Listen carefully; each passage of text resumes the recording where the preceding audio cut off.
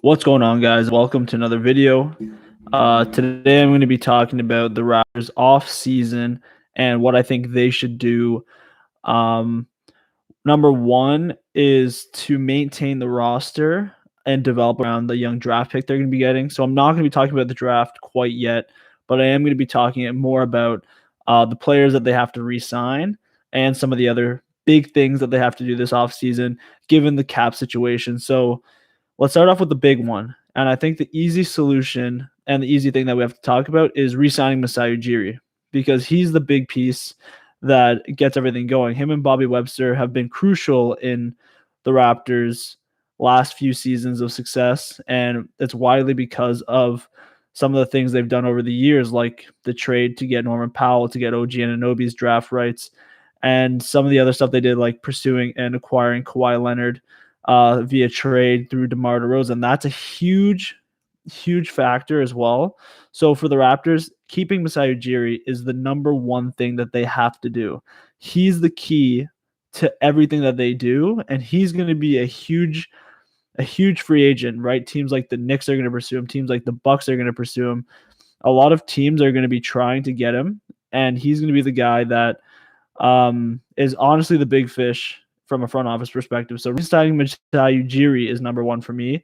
Another thing that the Raptors have to do as well is re-signing some of their key pieces, like Gary Trent Jr. is going to be a restricted free agent, and reacquiring him and getting him back is going to be huge for them because he proved to show flashes this season as a scorer, as a playmaker, and especially as a guy who can score in isolation, a guy who can hit clutch shots and play good defense on that side of the floor. So re-signing Gary Trent Jr., who's a restricted free agent, is going to be huge for the Toronto Raptors to try and make sure that they can keep this young core that they've been building, because he's the kind of player that's going to get a lot of free agent talk. We're hearing Lonzo Ball is going to get around $20 million. Imagine what that means for the type of contract that Gary Trent Jr. is going to get. So for Toronto, re-signing him is going to be huge, and he's going to be the big pivotal key young player that the Raptors need to try and acquire as well. Re-signing Khem Birch is also the kind of player I'd want. As a Canadian, I think he is going to want to re-sign with Toronto. There's a lot of word around the street that the move that he made to sign with Toronto during the regular season last year in the buyout market was his offseason. So for Toronto, they're going to have to re-sign him to a pretty to keep him. And then I think another thing they need to do is pursue some role players as fillers through the mid-level exception and that other cap space that they have. So a couple guys like Otto Porter, I don't think he's going to be getting a big contract. He's going to just be a role guy level contract.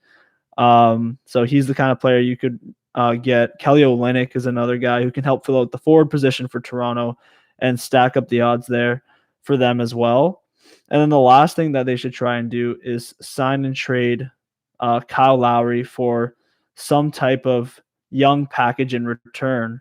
So getting Kyle Lowry to sign with Toronto, but then trading him for a young package. So whether that be to Miami for a Tyler Hero or Duncan Robinson based package, or maybe Precious Achiuwa, or potentially signing and trading him to a team like Philly for Matisse Thybulle or Tyrese Maxey or one of those young assets, is going to be a big play for me, because you're going to be able to add talent to the bench, which Toronto didn't have a lot of this year. They had 8, I believe, undrafted players on the roster, so a lack of pool depth for Toronto, and I think that would be a huge play for them as well.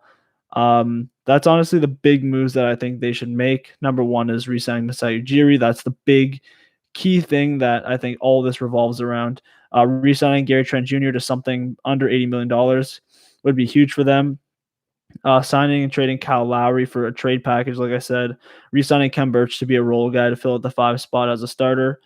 And then pursuing role players as fillers, so guys like Otto Porter Jr., everyone around that sort of game would be huge for them. So that's basically it for my roundup of what I think they should do. And in terms of the draft, I don't know what they should do per se. I'm still doing my research, but that'll come later this week. Thank you guys for listening. If you haven't already, subscribe, and I will talk to you guys soon.